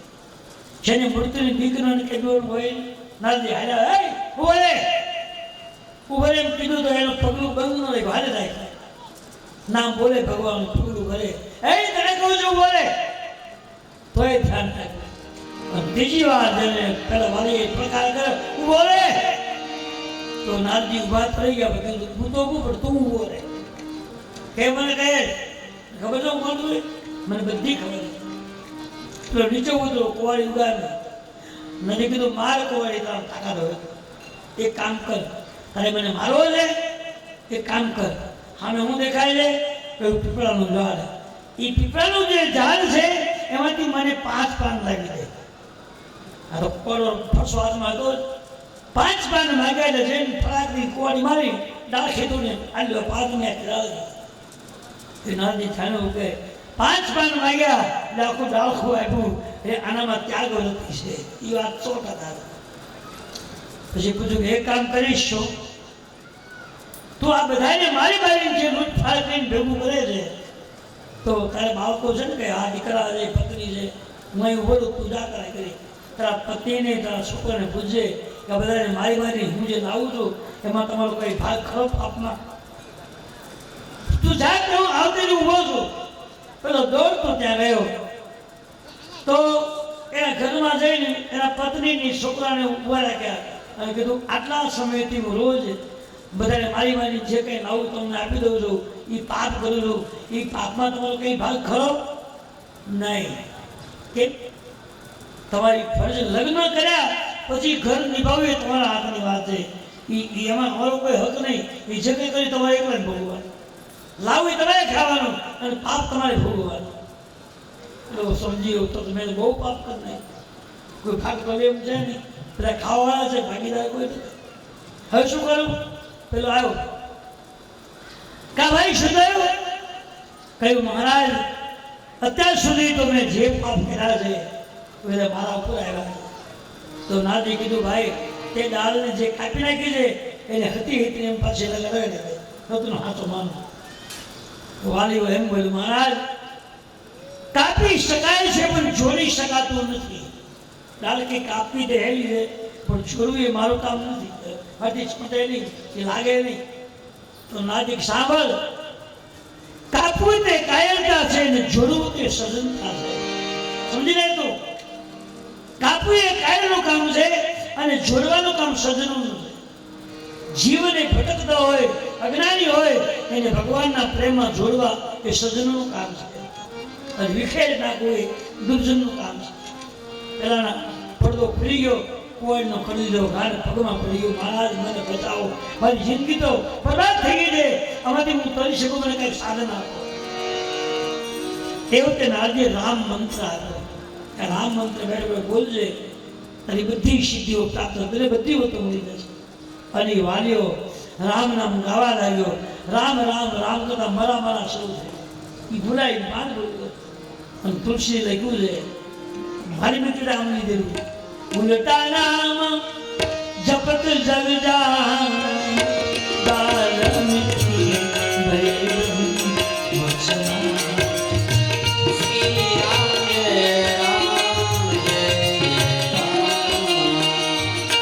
રામ રામ કરતા ઘણો સમય ગયો અને ઓચિંતાનું મગજ ફરી ગયો અને મારા શું કરી ગયું અને મારા બોલ્યો તોય એને બ્રહ્મ જ્ઞાનની પ્રાપ્તિ.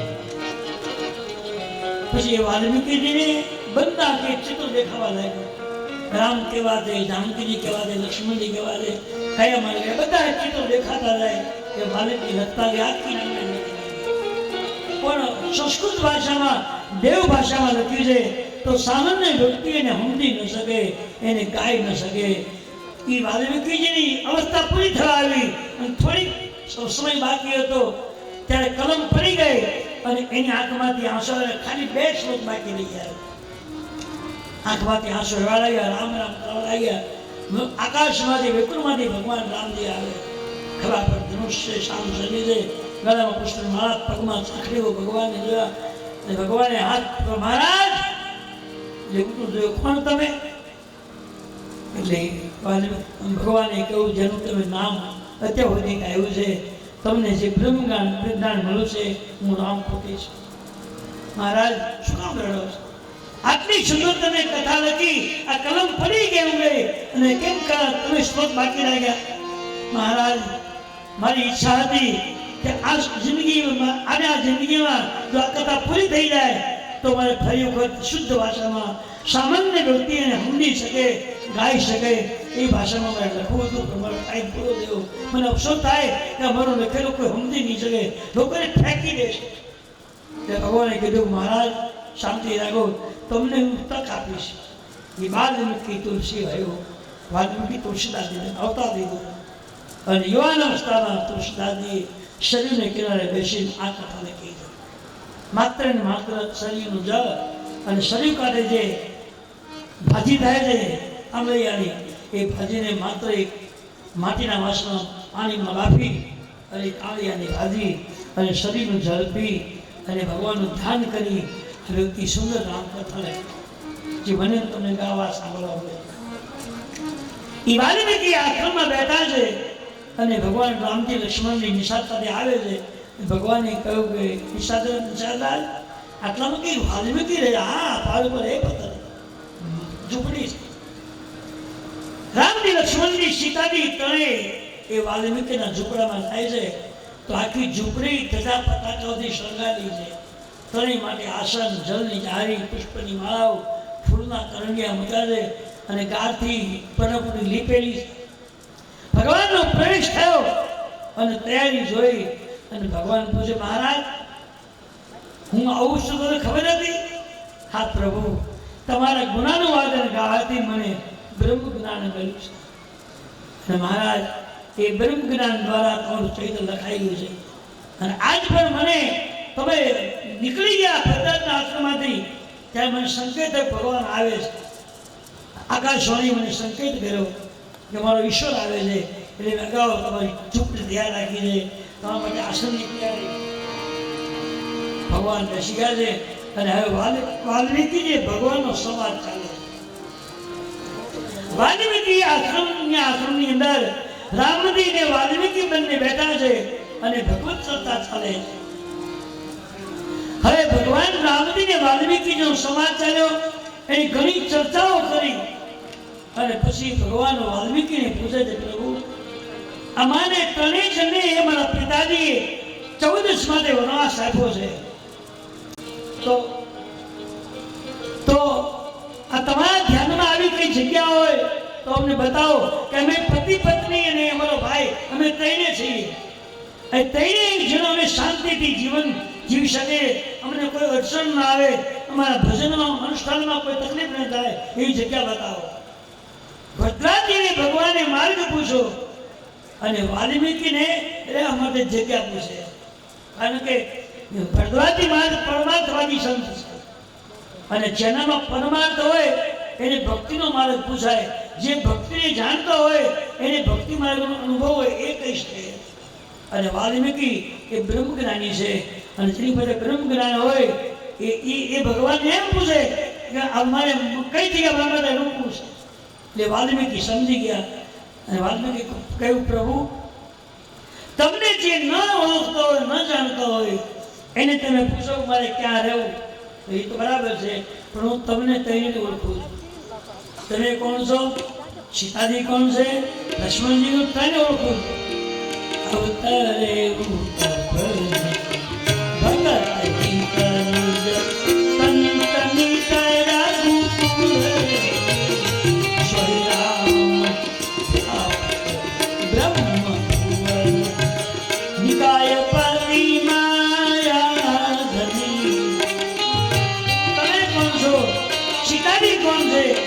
લક્ષ્મણજી કોણ તને ઓળખું છું અને મને તે બધું મારે કઈ કરવું?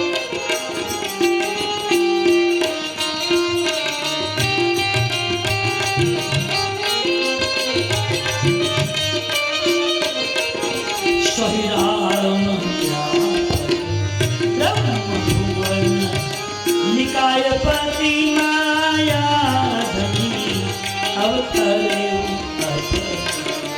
भगत हिजन तन कनित તમે તઈને ઓળખો છો અને છતાંય સામાન્ય માનવી જેમ પૂછે મને પૂછો હોય ક્યાં રહ્યો? મહારાજ આ સમગ્ર બ્રહ્માંડ તમારું બનાવેલું છે અને જેટલા જીવો હાલે ચાલે છે, હલનચલન કરે છે, કીડીથી માંડી છે હાથી સુધીના એ તમામ જીવ તમારા બનાવેલા છે અને તમારી ઈચ્છા મુજબ એ પગલું ભરી શકે, ચાલી શકે. એને જીવના બધી વસ્તુ મળે. જો કીડી નહીં ખાવાનું એના પૂરતું મળે છે અને હાથી નહીં મળે છે. બધું કોણ કરે છે? જગ પે કાનું તું દેખા નિહારા વિધિ હરી શંભુ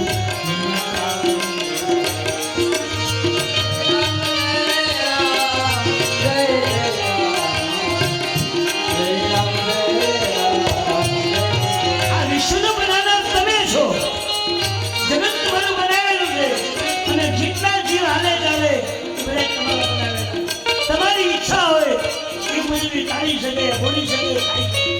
તમારી ઈચ્છા ના હોય ત્યાં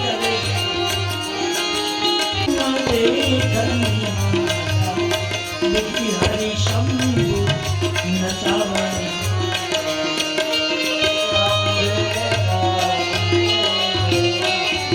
વાલ્મીકી ભગવાનને કહે છે, મહારાજ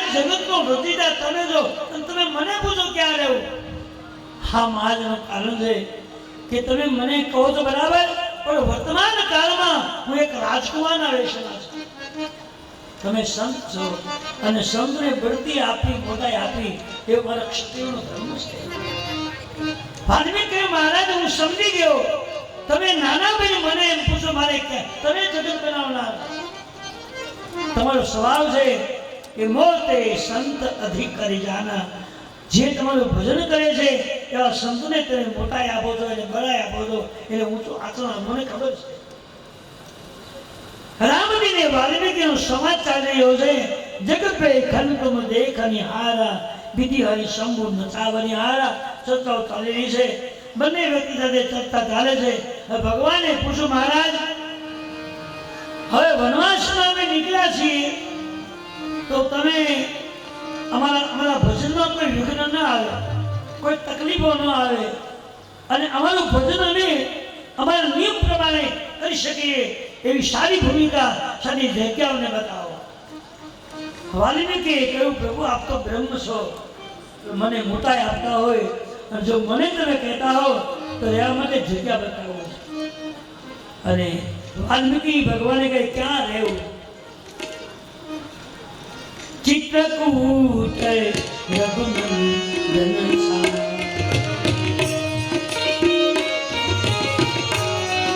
મહારાજ અહીંથી આગળ જાય ચિત્રકૂટ પહાડ આવે છે, જ્યાં મંદાકિની નદી વહી રહી છે. સુંદર નદી મંદાકિની વહે છે, સુંદર નિર્મળ જળ વહે છે અને એટલો બધો સુંદર પહાડ છે ત્યાં છાંયો, વૃક્ષો અને આંતરિક જગ્યા ત્યાં એટલી સુંદર જઈને વર્ણન કરે છે.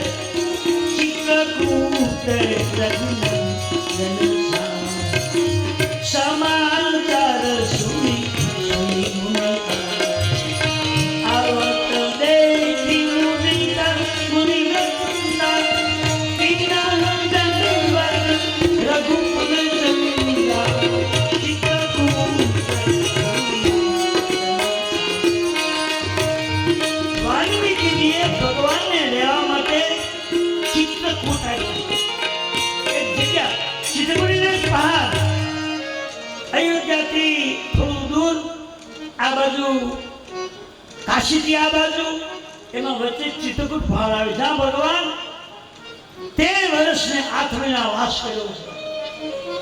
એ કામદ નામનો પહાડ કહેવાય. એ પહાડનો કામદ પહાડ, ત્યાં ભગવાને રહેવા માટેની ઝૂંપડી બનાવડાવી છે. ભગવાન એ ચિત્રકૂટમાં રહે. એ તો ઠીક છે પહાડ છે અને ચિત્રકૂટનું નામ છે, એ જગ્યા ચિત્રકૂટના નામે ઓળખાય. પણ ચિત્રકૂટ કોને કીધું છે? તુલસીજીએ. ચિત્ત આપણા મગજમાં ચિત્ત નામનું એક કેન્દ્ર છે અને એ ચિત્તમાં 3 વસ્તુ રહે છે: જ્ઞાન, વૈરાગ અને ભક્તિ. રામજી એટલે જ્ઞાન, સીતાજી એટલે ભક્તિ અને લક્ષ્મણજી એટલે વૈરાગ. આ ચિત્તમાં વાસ કરે. પણ ક્યારે કરે ખબર? જો ચિત્તમાં ભગવાનને પ્રવેશ આપવો હોય, ભગવાનને તમારે સ્થાન આપવું હોય તો તમારે દિવસ પહેલા ઉગ્યા પહેલા જાગી અને રામ નામની ઉપાસના કરવી પડશે. કલાકો સુધી ભગવાનના નામનું ભજન કરવું પડશે. તો આપણા ચિત્તની અંદર ભગવાન વાસ કરે. આ ચિત્ત જે છે એ સતત ફર્યા કરે. એ કેન્દ્ર ભગવાન એવું બનાવ્યું છે કે કંઈ નક્કી જ નહીં, એ ચક્કરું ફરતું જ રહે. ઘડીકમાં રોડ આવે, ઘડીકમાં હસાવે, ઘડીકમાં ખુશ કરે, ઘડીકમાં દુઃખ કરી દે. જે જગ્યા પર 13 વર્ષને 8 મહિના ભગવાને સાધના કરી છે, રામજી જાનકીજી, એ કામદ નામનો પહાડ જેને ચિત્રકૂટ નામ ઓળખાય છે, એની બાજુમાં મંદાકિની નદી વહે. આ ચિત્રકૂટનું ભજન યાત્રાઓ ત્યાં જાય છે. ચિત્રકૂટની પરિક્રમા છે અને અમને તો ચિત્રકૂટમાં કથા ગાવાનો લાભ મળ્યો છે. તો બહુ ખરેખર દર્શનની તકલીફ છે, એમાં થોડું નસીબ સારું છે. એટલે ચિત્રકૂટમાં એ કરવી નામનું ગામ છે, ચિત્રકૂટને અડીને છે અને ત્યાં એ હાઈસ્કૂલના ગ્રાઉન્ડમાં મારી કથા હતી અને એ ચિત્રકૂટની કથામાં અમને જે લાભ મળ્યો છે અને એ ચિત્રકૂટની પાછળના જંગલમાં જે સાધુઓ સંતો જે ભજન કરે છે, અહીંયા રહી સારું કોઈ નહીં. પૂજ્ય દુઃખશામ બાપુ જેવા કોઈ મારતી સાધુ જેને દુનિયા લેના દેના નથી, માત્ર રામ રામ ગાય છે. અને ખુદ અમે પગે હારી એ 3-4 દિવસની યાત્રાને કરી અમે ભગવાનના ભરોસે હાલે અને મંદાકિની વહે છે ગંગા એનું જળ કરીએ છીએ અને જે ઋતુ મુજબ ફળ આવે બધું ચાલે.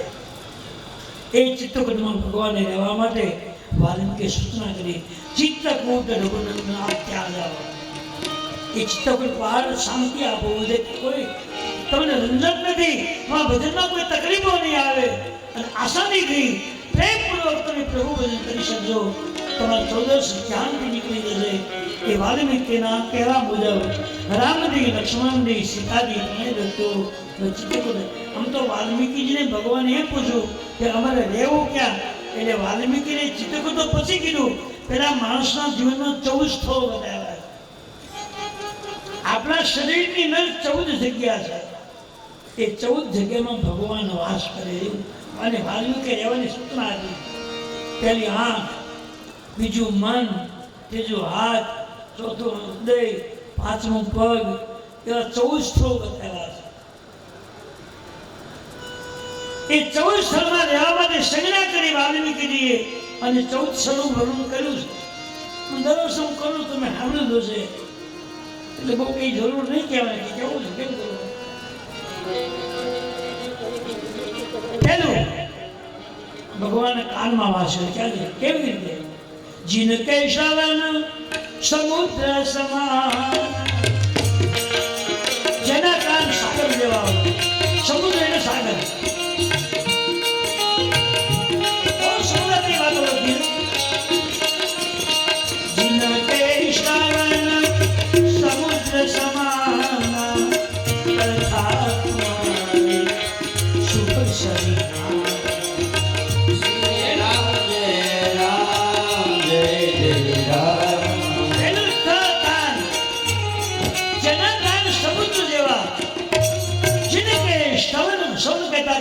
સમુદ્ર સમાન. કેમ? ચોમાસું ખૂબ વરસાદ આવે, અઢળક વરસાદ વરસે અને જમીનમાં વરસાદનું પાણી પડે, એ પાણીથી બધી નદીઓ વહેવા લાગે, નદીઓમાં પૂર આવે અને એ પૂરનું બધું જ પાણી સમુદ્રમાં ભેગું થાય. નદી છલકાય, તળાવ છલકાય, કુવાઓ છલકાય. બોલો, દરિયો છલકાય સાંભળ્યું કે બહુ વરસાદ પડે દરિયો છલકાઈ ગયા. આ પાણી જતું છે ક્યાં? સમુદ્રમાં સમાય. ચિનકે શવન સમુદ્ર સમાન. જગતનો જે કચરો હોય, સાકરા હોય, લાકડા હોય, તમામ ચીજ વસ્તુ એ દરિયો પોતાનામાં સમાવી દે. પણ પછી એનામાં ભરતી પાછી આવે. ભરતી આવે એટલે જે કચરો આવ્યો છે, લાકડા જે કઈ કચરો આવ્યો છે, એ બધાને ધક્કો મારી બહાર કાઢી નાખે અને અંદરથી દરિયો પિત્તથી ચોખ્ખો રહે, એકદમ ચોખ્ખો. એક સંસારી જીવ આ માયાની વચ્ચે રહે, જેને માયા અસર ન કરે, જ્યાં હૃદયમાં કોઈ અજ્ઞાનતા પ્રવેશ ન કરે, જેની વાણીમાં પાપ ન પ્રવેશ કરે, જેની દ્રષ્ટિ પાપ ન કરી શકે, આવું જેનું દિવ્ય જીવન હોય અને તમામ વસ્તુને પોતામાં પચાવી શકતો હોય અને દરિયા જેવું તેનું ચોખ્ખું જીવન હોય. કચરાને બહાર કાઢી દરિયો ભીતરથી ચોખ્ખો રહે, એકદમ પવિત્ર રહે છે, ચોખ્ખો રહે. એ હે ભગવાન, તમારી કથા સાંભળી અને જે છલકાઈ ન જાય અને ભીતરથી પવિત્ર બની જાય. કથા એ સમુદ્ર સરખી છે, સમુદ્રનું જળ મૂર્તમય જળ છે અને એની કથા કાનથી પીવાય છે, બળાતી નહીં. અને એ અંતરમાં ઉતરી હોય તો આ જીવન ચોખ્ખું બને, પવિત્ર બને, ભગવાનને ગમે એવું બને છે. જિનકે શ્રવણ સમુદ્ર સમાન કથા તમારી શુભ સૈનાના. જે માણસ, જે વ્યક્તિ આ ભગવાનની કથાના મુદ્દાઓ સાંભળીને તમામ મુદ્દાઓને જીવનમાં ઉતારી દે, ગોઠવી દે અને એ બધું યાદ રાખે. અને કોઈ આપણને પૂછે કે ભાઈ વાલ્મીકી કેટલામે દિવસે ભગવાન વાલ્મીકી આશ્રમમાં ગયા અને તને કોઈ પૂછ્યું હોય તો તમે શું કહો? કેટલામે દિવસે ભગવાન ગયા હતા એ તમે કહી શકો છો? જો લક્ષ્યથી તમે કથા સાંભળી હોય તો તમે કહી શકો કે ભગવાન રામજી, લક્ષ્મણજી, જાનકીજી એ 6થા દિવસે વાલ્મીકી પાસે પહોંચ્યા હતા અને વાલ્મીકીને પૂછ્યું કે મારે ક્યાં રહેવું? જે વાલ્મીકી 14 સ્થળો બતાવ્યા, લક્ષ્ય. તો આવી રીતે ભગવાન રામજી, લક્ષ્મણજી, સીતાજી એ વાલ્મીકીના આશ્રમમાં બેઠા છે. વાલ્મીકીજી રહેવા માટે સ્થળ બતાવે. માણસ કેવું ચરણે રામ તીર્થ ચલી જાય રામ બસૌ ઇનકે મનમાં.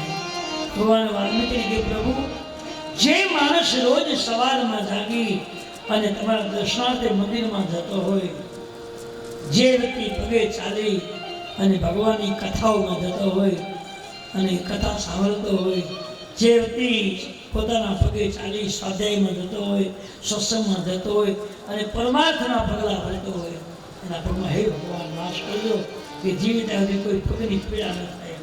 આ લખેલી વાત જીનકે શ્રવણ સમુદ્ર સમાના કથા તુમારી સુભગ સરીના. જે માણસ તમારી કથાઓમાં જતો હોય, દર્શન કરવા જતો હોય અને તમારા પ્રસંગોને જીવનમાં ઉતારે, સમજીને પોતે ગાય, સમજે કોઈને સમજાવે, એના પગમાં હે ભગવાન નાશ કરજો કે જીવિત આપણે એના થોડી થાકી ન જાય. ભગવાન વાલ્મીકીજીએ રામને રામ અને 14 સ્થળો બતાવ્યા છે. એ 14 આપણા શરીરની અંદર છે. આંખમાં ભગવાન વાસ કરે છે. જેની આંખમાં વિકાર ન હોય, ઈર્ષા ન હોય, ક્રોધ ન હોય, કામ ન હોય, એવી ચોખ્ખી આંખ હોય, આંખમાં રામ વાસ કરે, પવિત્ર આંખ. જેની વાણીમાં દોષ ન હોય, જેની વાણી શુદ્ધ હોય, પવિત્ર હોય, એની વાણીમાં ભગવાન વાસ કરે છે. જે હાથેથી દાન કરે, પુણ્ય કરે, યજ્ઞ કરે, પવિત્ર કર્મ કરે, એના હાથમાં એ ભગવાન તો વાસ કરે છે. કઈ રીતે કરે રામ પદ પૂજા મમ ભરોસો હર્ષ દીના. ભગવાનની વાલ્મીકી કહે છે કે હરકતી જે તમારી પૂજા પાઠ કરતો હોય, સતત તમારું ગુણગાન ગાતો હોય, દાન કરતો હોય, પુણ્ય કરતો હોય, પરમાત્મા કાર્ય કરતો હોય, એના આત્માએ ભગવાન વાસ કરે. આ શરીરના 14 સ્થળમાં વાલ્મીકી રહેવાની જગ્યા આપી છે. અને ભગવાન એ વાલ્મીકીના કહેવા મુજબ તૈયાર થયા. ટૂંકમાં કહું છું, અને વાલ્મીકીના કહેવા મુજબ ભગવાન ચિંતકુર જાય. સુંદર પહાડ જોયો છે, સુંદર વૃક્ષોની કથાઓ જોઈ.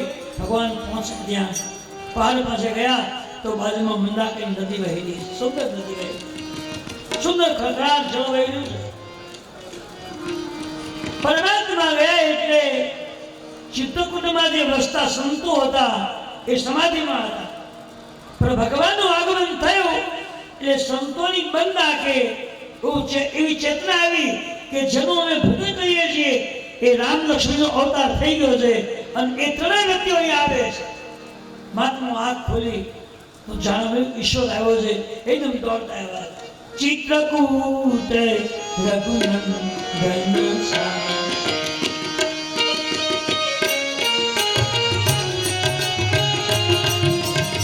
સમાચાર સુની મુનિ સમાચાર સાંભળી સારી માતાઓ ભાગ્યા. ઝૂંપડી છોડી, આસન છોડી ભગવાન તરફ આવત દેખી મુદિતા મુનિ વૃંદા કિના મુદંડવત રઘુકુલ ચંદા.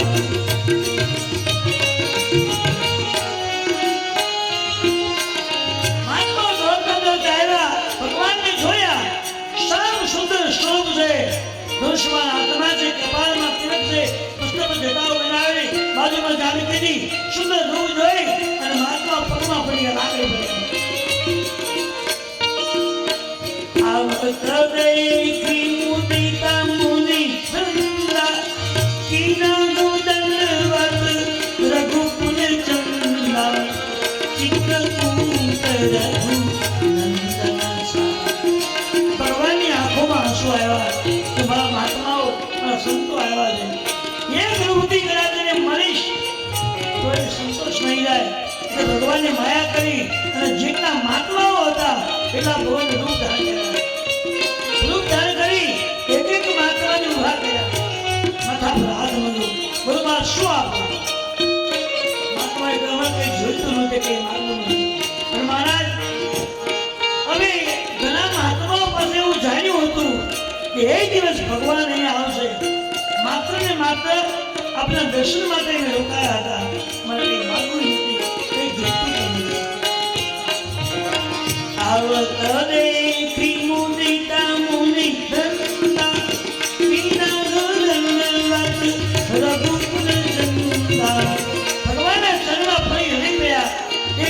ઉચકી ભગવાન ઉભા કર્યા અને જેટલા મહાત્માઓ હતા એના રૂપ ભગવાન એક મહાત્મા પાસે એક રૂપ હાથ પકડી ભગવાન ઉભા કર્યા. બોલો મારે શું જોઈએ છે કે શું કંઈ નહીં. એ ભગવાને કીધું આંખ બંધ કરી જાઓ. મહાત્મા આંખ બંધ કરી ભગવાને કૃપા કરી અને સૌદેવ મહાત્મા વૈકુંઠમાં ગયા. સૌદેવ ગયા ગયા. હવે બીજો સમાજ ભીલ લોકોને આવ્યો.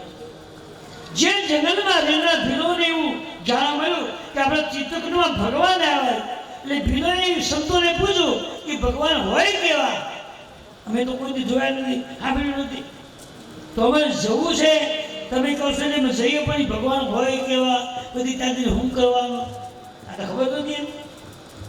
એટલે સંતોએ કીધું ભાઈ જો શ્યામ અને સુંદર રૂપમાં રામ લક્ષ્મણજી હોય, સાથે સુંદર એક સ્ત્રી છે એ જાનકીજી છે અને એ પરમાત્મા છે જેને આ બ્રહ્માંડ બનાવ્યું છે એ મનુષ્ય રૂપ લઈ અને માનવ લીલા કરવા આવ્યો છે, મને તમને જગાડવા આવ્યા છે. તો શું કરાય? તો સંતોએ પૂછ્યું તમે જાઓ અને જેમ લાકડી પડે એમ પડી જવાનું, પછી તમને ઊભા કરશે. ઊભા કરાવી તમને કહે છે શું આપો? તમારે જે જોતો એ ભાગી લેવાનું, તમને આપશે. બરાબર આપશે ફરવાનું કેમ? લાકડી પર ઘા કરી દેવાનું, જે તમારી પાછળ પગમાં મૂકી દેવાનું એટલે ભગવાન રાજી. તો જેના ઘરમાં જે કંઈ હતું, કોઈ તપેલી લાવ્યું, કોઈ ગ્લાસ લાવ્યું, કોઈ લોટો લાવ્યું, કોઈ કાંઈ લાવ્યું અને બધું લઈને ગયા. કોઈ ગોદડું લાવ્યું, કોઈ ચાદર લાવ્યું, ગયા દોડી. તુલસીએ લખ્યું છે કે એ ભીલ લોકોનું આગમન થયું અને ભીલો દોડતા દોડતા આવ્યા. ચિત્તકૂટ રઘુનંદન સાય સમાધાન સુનસુનીનું આય આવત દેખી મુદિત મુનિ વૃંદા કિન્નોત રઘુકુલ સંદા. અને એ રીતે ભીલ લોકોનું આગમન થયું. ભગવાનના ચરણમાં પડી ગયા છે અને ભગવાનના ચરણમાં જે કંઈ હતું એ બધું ભગવાને ધરી દીધું. ધરી આપણે રવા લાગ્યા અને આથી પડી ગયા છે. ભગવાનને ઉચકી ઉભા કર્યા. પૂછું બોલો ભાઈ તમારે શું જોઈએ છે? મહારાજ અમને તો કંઈ ખબર પડતી નથી, પણ એક સંતોએ અમને સંકેત મળ્યો કે જે જેટલું ભગવાનને ચરણે મૂક્યું એટલું 10 ગણું ભગવાન પાછું આપે એવું આગળ. બીજું અમને કાંઈ ખબર નથી. જેટલું ભગવાનને તમે ધરો એથી 10 ગણું ભગવાન તમને આપી દે છે. એટલે જેના ઘરમાં જે કંઈ હતું એ મૂકીને પગમાં પડી. એટલે ભગવાન એમ લાગ્યું કે આ લોકોના ઘરમાં જે કંઈ હતું એ બધું મને આપી દીધું છે, હવે શું કરશે? ભગવાન બોલ્યું ભાઈ તમે બધું ઘરમાંથી મને આપી દો, હવે તમે શું કરશો? મારે અમે તો સાંભળ્યું છે કે 10 ગણું ભગવાન આપી દે છે, જે તું મૂકે હવે તમે જે કરવું હોય તે કરો. ભગવાને વિચાર કર્યો કે આ લોકોમાં ત્યાગ વૃત્તિ છે, બધું મને આપી દીધું છે એટલે એના ત્યાગ વૃત્તિ, અને જેનો સંપૂર્ણ ત્યાગ હોય કંઈ વાલું જ ન કરે મારા માટે આપી દે એટલે મારે મારા બનાવવા પડે. ભીલો મારી વાત સાંભળશો? આ બોલો મારા શું મારે એક ચિત્તકૂટમાં રહેવું છે, તમને સગવડતા કરશો? હા. અને મારી સેવા જે જોઈએ, હા તમે જે કહેશો મેં લાવી આપશો, સેવા કરશો. તો મારે અહીં રહેવું છે, તો હવે શું કરશું? ભગવાને કીધું એક કામ કરો, રહેવા માટે કંઈક ખુલ્લું તો રહેવાય નહીં, કંઈક આદેશ તો હોવી રહે ને. તો મારે રહેવા માટે ઝૂંપડી બનાવો અને પછી એના માટે કંઈક જલ માટે વ્યવસ્થા કરો, ફૂલની વ્યવસ્થા કરો, થોડી જગ્યા સારી કરો, સુવા બેસવા માટે કંઈ જોઈ. ભીલો રાજી થઈ ગયા કે ભગવાન અમને તારવા આવ્યા છે, મારવા નથી આવ્યા. હવે એના માટે કામે લાગી જાય. બધા ભીલો જગનમાં ગયા, કોઈ લાકડા લઈ આવ્યા, કોઈ ઘાસ લઈ આવ્યા, કોઈ કંઈ ને કંઈ લાવ્યા અને બધાએ ભગવાન માટે પર્ણકુટ તૈયાર કરી, ઘાસની પર્ણકુટ. ભગવાનને સુવા માટે દરબારનું આસન બનાવ્યું છે. ત્યાં માટે જલની વ્યવસ્થા નદીઓ તો ચારે બાજુ વહે છે. ચિત્તકૂટને ચારે બાજુ નદીના ઝરણા વહે છે, જેટલું પીળું પાણી પી શકાય. પર્ણકુટી તૈયાર થઈ ગઈ અને ભગવાન રામજી, લક્ષ્મણજી, સીતાજી એ ચિત્તકૂટની પર્ણકુટીમાં નિવાસ સ્થાની કર્યું છે. ત્યાં આપણે પ્રસંગ મૂકીએ છીએ. અને હવે ચિત્તકૂટથી ભગવાન આગળ શું કરે છે, શું થશે એ કથા રાઈટનો વગર આપણે શરૂ કરીશું. ત્યાં સુધી ભગવાનની કથાને વિરામ. બરાબર ને? બોલો રામચંદ્ર ભગવાન કી જય, કૃષ્ણ કનૈયા કી જય. બહુ મોડું નથી, ખાલી 15 મિનિટ આગળ છે, 12:15 વાગ્યા. તો આપણે મોડા આવીએ ને એટલે 15 મિનિટ જેવું તો ખેંચવું પડે, દોડવું કરવું પડે ને. ઠેકાણે ભગવાને મૂકી દીધા. હવે 2 મિનિટ આપણે ખાલી ધૂન ગાવાની છે. આજે હું તમે ચિત્તકૂટમાં છીએ અને ચિત્તકૂટમાં સંતો 24 કલાક શ્રી રામ હે રામ ગાય. શ્રી રામ જય હે રામ જય જય રામ શ્રી રામ જય રામ જય જય રામ શ્રી રામ